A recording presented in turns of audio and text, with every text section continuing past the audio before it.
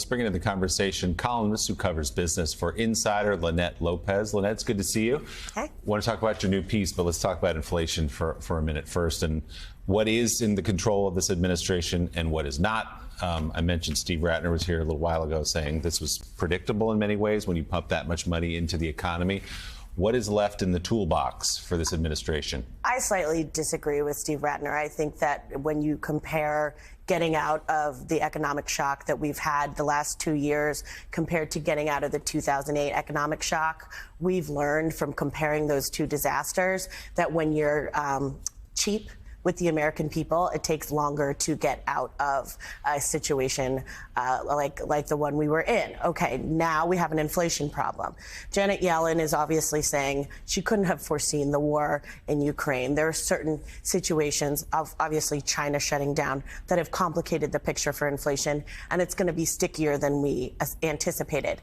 But the economy is strong. We are still growing.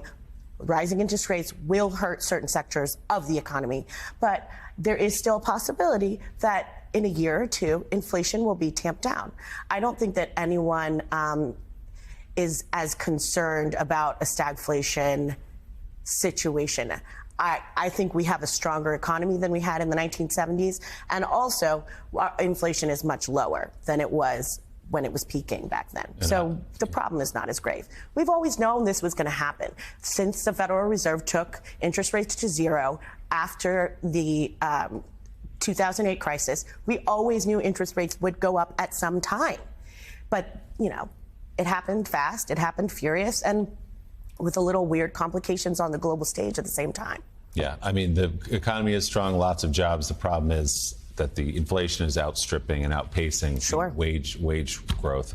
Let's talk about your new piece. It's titled, "Lots of Companies Are Going to Get Vaporized. The Tech Titans of Silicon Valley Are in Serious Trouble, and they're going to take the rest of the stock market down with them." In the piece, Linette writes this, quote, "For the past couple of decades, Silicon Valley's luminaries told us money was just fuel for their innovation.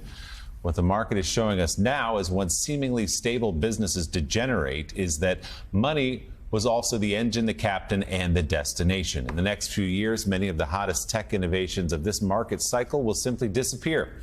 Consider this an extinction-level event." Linette goes on to write, "We are more connected than ever, but more divided than ever. We are lonelier. Inequality is still growing. Our housing crisis has worsened. The climate crisis rages on.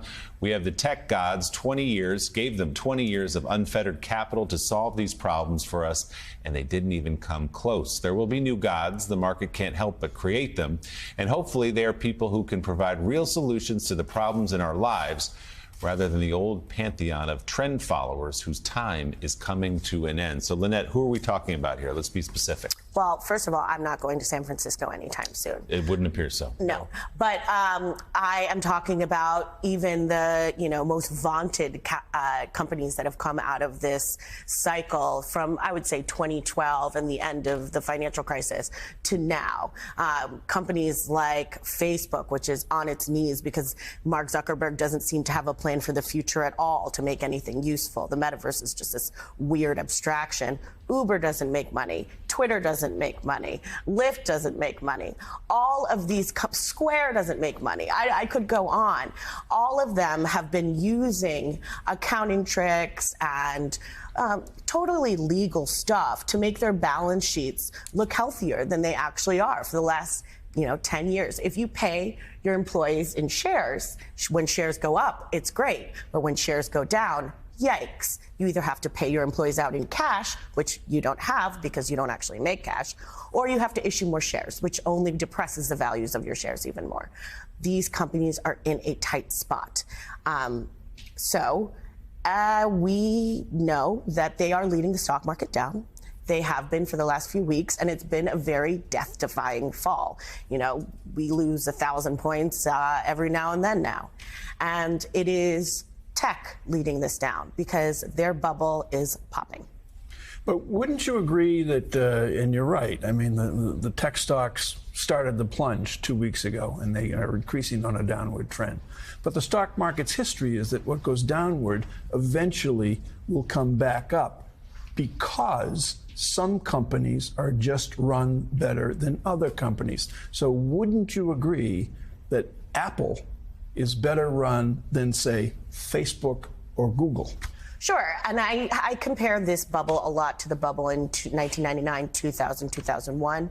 And what's different here is that we have a lot of tech leaders like Apple and Google that are really strong. Amazon's strong. You know, we have some really solid companies.